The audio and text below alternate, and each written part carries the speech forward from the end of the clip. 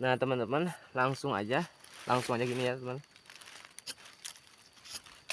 Tuh teman-teman, jadi si posisi tangan itu kita harus benar-benar jangan, harus benar-benar itu ya, stabil ya ini. Dan posisi narik pisau itu jangan ke dalam ya teman-teman, keluar. Nih contohnya gini. Ya teman-teman, jangan ke dalam gini, jangan ke dalam diginiin ya. Kalau ini nariknya ke dalam, kalau gini jadi nariknya keluar gini teman-teman. Nih diginiin. Beda kan tarikannya. Kalau diginiin pasti masuknya ke dalam, si pisau ininya pasti ke dalam terus, gak bisa di, maksudnya nantinya kena tulangnya teman-teman. Gini terus.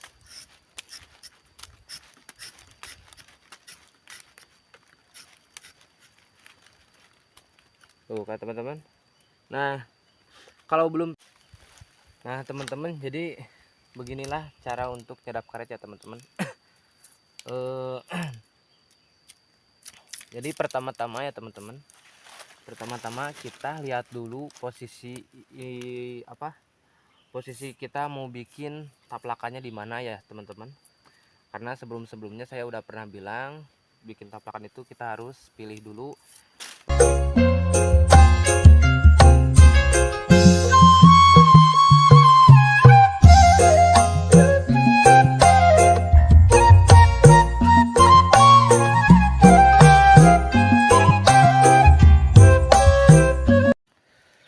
Assalamualaikum warahmatullahi wabarakatuh. Bertemu lagi bersama saya Adi Supardi teman-teman, si jejak anak pelosok ya teman-teman. Nah teman-teman, sekarang saya sedang berada di kebun karet ya. Kebun karet yang itu, yang satunya lagi ya. Kemarin kan kebun karetnya yang di atas ya teman-teman. Nah sekarang saya nyadap yang punyanya Mang Omen, yang punya Mang Omen saya disadap sama saya teman-teman. Nah untuk bulan ini ya teman-teman, saya nggak nge-review dulu pelosok-pelosok kampung ya teman-teman, karena saya nyadapnya 2 kebun ya. Jadi agak sibuk juga ya sih, jadi gak keburu ya teman-teman waktunya. Nah jadi sekarang saya mau mereview dulu kampung saya sendiri dan mengasih tahu tips cara nyadap karet ya yang bener ya teman-teman. Karena ya mungkin ya teman-teman, kalau yang udah yang udah senior mah pasti udah tahu ya cara nyadap karet kayak gimana. Tapi yang seumuran saya ya, seumuran saya ke bawah itu pasti belum tahu cara nyadap karet gimana. Dan yang kalian harus tahu itu, memang sih kita itu nasib itu beda-beda ya teman-teman. Terkadang orang kampung juga merantau gitu ya ke Jakarta, kemana gitu ya, tetapi kan pasti pulang ke halaman kampung. Nah kalau menurut saya itu teman-teman, sebelum kita merantau ke daerah orang lain untuk bekerja, kemanapun kita bekerja, kita harus bisa dulu bekerja di kampung sendiri ya teman-teman. Karena kenapa? Karena takutnya nanti pas kita pulang dari Jakarta, misalkan gitu ya, kita gak ada kerjaan lagi di Jakarta, pulang, nah pas pulang ke kampung kalau kita gak bisa, contohnya gak bisa nyadap karet kan susah ya teman-teman. Karena ya kalau di kampung ya minimal lah pekerjaan itu ya nyadap karet, paling babad apa gimana gitu ya. Masih banyak yang lainnya juga sih, cuman ya harus belajar dulu. Kalau gak belajar mah gak bakalan bisa ya teman-teman. Nah saya akan mengasih tahu cara nyadap karet biar gampang gitu ya. Nah langsung aja ya ke tutorialnya teman-teman. Nah teman-teman, jadi beginilah cara untuk nyadap karet ya teman-teman.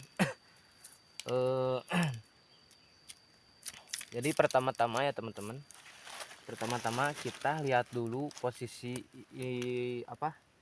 posisi kita mau bikin taplakannya di mana ya teman-teman. Karena sebelum-sebelumnya saya udah pernah bilang, bikin taplakan itu kita harus pilih dulu mana yang banyak getahnya dan mana yang enggak ya teman-teman. Karena ini udah beberapa disadap ya, udah beberapa disadap, yang sebelah sini udah ada, sebelah sininya juga udah ada ya teman-teman. Jadi di bawah juga udah banyak yang disadap, pernah disadap kan ini pohon karetnya. Jadi saya otomatis ngambilnya dari sini ya teman-teman, otomatis dari sini. Nah pertama-tama kita bikin dulu kalau pengennya kita itu tingginya berapa senti apa berapa itu ya, berapa jengkal ya.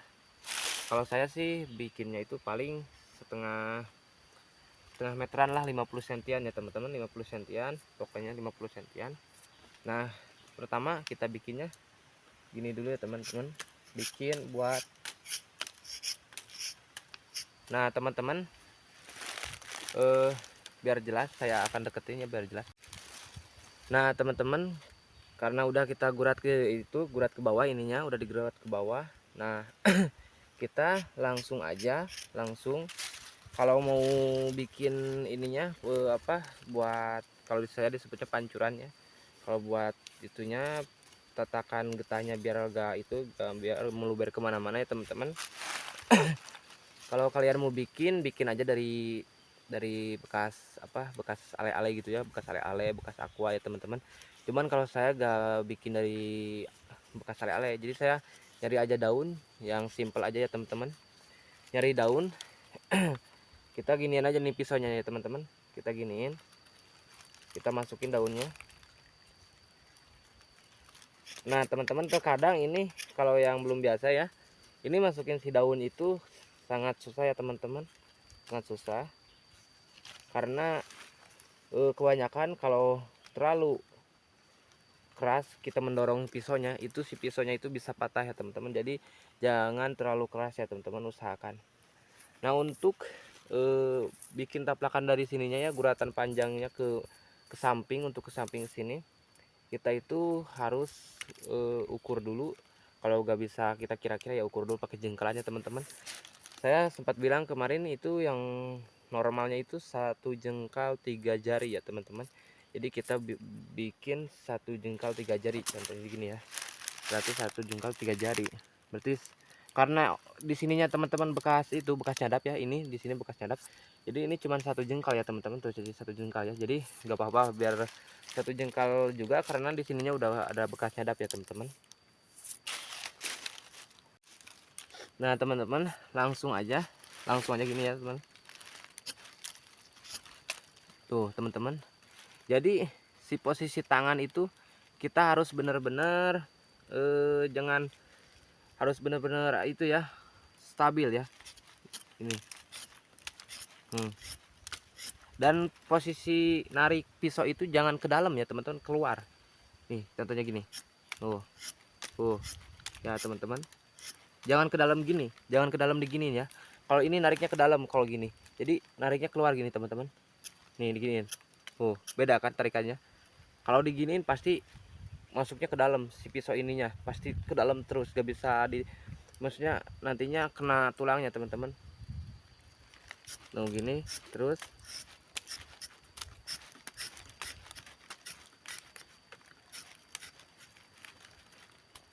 Tuh kan teman-teman. Nah kalau belum bisa pakai sebelah ya teman-teman, belum bisa pakai sebelah tangan, kita pakai dua bisa juga teman-teman, biar gampang pakai dua ya.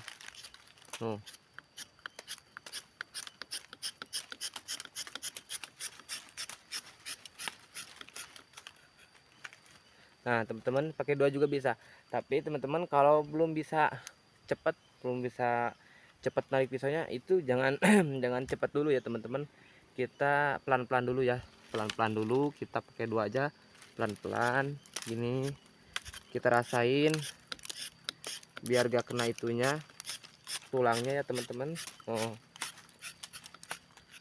Minimal ya teman-teman ya, dapat itu gak boleh kena apa, tulangnya ya teman-teman, gak boleh tuh kena tulangnya ya. Nah teman-teman, jadi si tangan itu kita itu jangan apa, jangan terlalu keras ya, jangan, harus gimana jadi sebutnya sih, karena saya belum kurang ngerti bahasa Indonesia, jadi saya pakai Sunda aja ya sebagian teman-teman. Jadi si tangannya kita itu harus lulus ya teman-teman, harus lulus. Jadi bisa, pokoknya si tangan ini gini nih teman-teman. Pokoknya kalau kita ngambil dari sini itu kita gak usah pindah ya teman, jadi gak usah pindah, gini aja tangannya tuh gitu.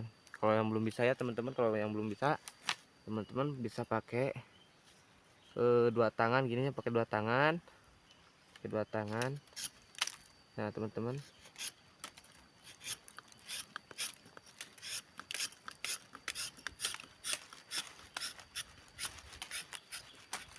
Nah gitu teman-teman.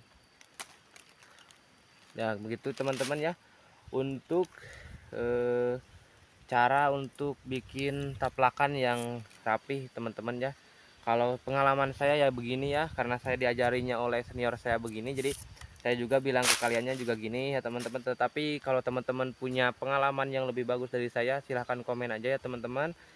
Mungkin kita bisa berbagi pengalaman teman-teman ya, karena kan ilmu mah gak berat dibawa ya teman-teman.